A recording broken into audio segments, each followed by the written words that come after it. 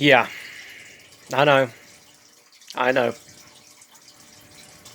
I know. It's been a while. It's really been a while. I've went through some things. I'm just gonna put it that way. And I don't know. But anyway, when it comes to day 5, what's really going on here? I'll read it. Wayomer Elohim Yi Si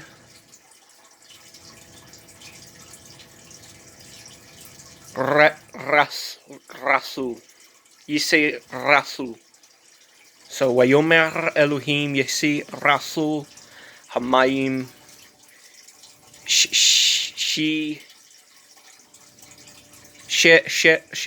Sheras Nafesh Chaya Wealth Yi F Al Ha Oras Al Pani Rakia Hashemayim. Basically, what it means, basically what it's translated as, is An Elohim said, the waters will swarm with swarms of living souls, and flyers will fly upon the land, upon the face of the material. You could translate it as sheet, or it's even possible that it means chakra of the skies, right? So the waters will swarm with swarms of living souls. And it's obviously talking about, in the literal sense, of the word, it might be talking about fish, but the word there is not fish in specifically. It means, it says souls, right? A living thing, basically, in Hebrew is considered a soul. So a soul, pretty much of, an Elohim will shape, at the great crocodile. And at all, the souls living, and treadings, and which swarm, which is basically, this is another part. This is 21. This is labeled as 21. I think it's verse 21, where it says,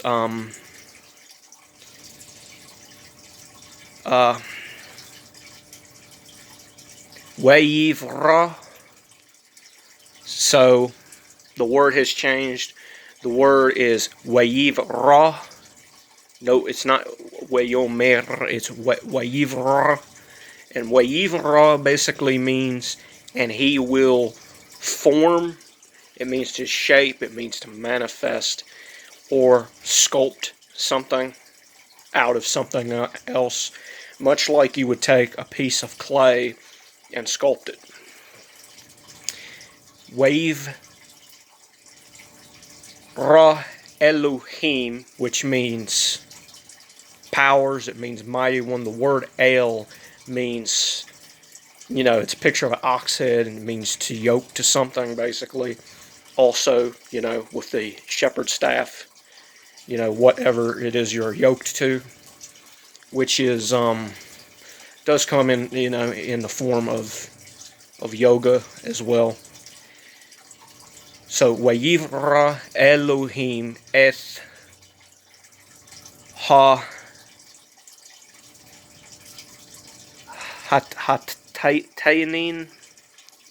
Hatayanin. Okay. So I'm going to read it first, and then we'll translate it. Wavra Elohim et ha-tenim ha-gevelim et kol nafesh haya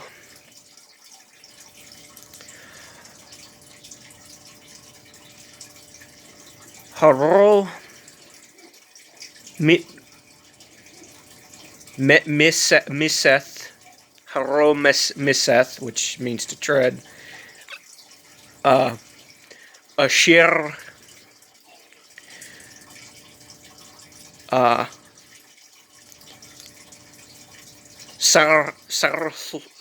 sarsu hamaim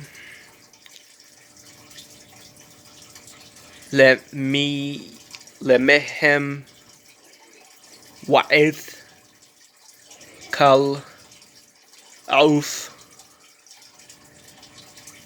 kanaf lemin nehu wa yar Elohim ki tov. So, and the English translation of this is, and Elohim shaped the great crocodile. We'll get to that in a minute. And all the living souls, living things, the treaders which swarm the waters to their kind, right? So they swarm in the waters to their kind, you know. Everything produces to its own kind, and all the flyers of the wing to his kind. And Elohim saw that it was functional, that it was good, and it was functional, and that that everything was yoked together well. Now, this word "great crocodile" is another one of those mysterious words, and it basically means a form of beast, because the word here is not the word in Hebrew nowadays, tayanin. Whenever you're in, you know, in Israel nowadays, if you say tayanin, they're going to look and see if you know what you're talking about, because they think it's a crocodile, right? That's what that word means nowadays, basically. The word tayanin means crocodile, but tayanin doesn't really didn't necessarily mean crocodile in ancient times. It's just that that's the way people speak nowadays. It's possible that the word meant something else back then, and it could have even meant a dinosaur. This could be talking about an animal like nature as well. Elohim shaped the great crocodile, and the living souls, the treaders which swim the waters to their kind, and all the flyers of the wing to his kind. So, you know, it's talking about basically the water creations in relation to the creations of the land, or I mean, not of the land, of the sky.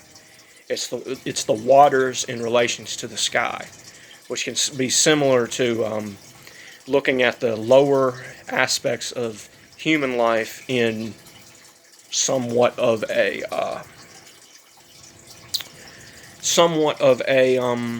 similarity, right, to the higher. You know, everything's connected and everything has layers, basically. And it could be talking about the differences there as well. Then we go here, Wayi Varach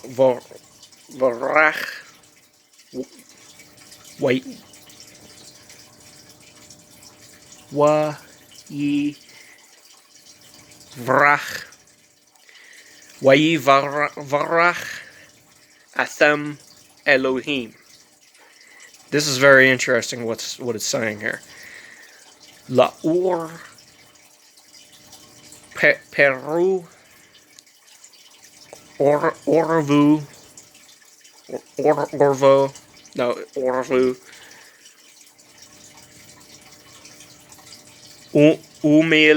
Umilu, Et Ha Shamayim, Bayamim, Wahaoth, Yerav, Ba'aras. Very interesting what that says here. And it says, okay, way va, or why va rech. Why va rech. Wa is the prefix and. Berech is a word that means to bless something. The interesting thing here is the word berech. Berech is, in Hebrew, is also the word used to kneel. And it's talking about Elohim. Think about it. What would your father do if you're, if you need him, what does he do? Does he tell you to bow down to him, or does he get down to your level and, in a father-son sort of communication? That's what he's doing here. He's giving some of his glory onto his creation, which is really fascinating. And it looks like I'm out of time. So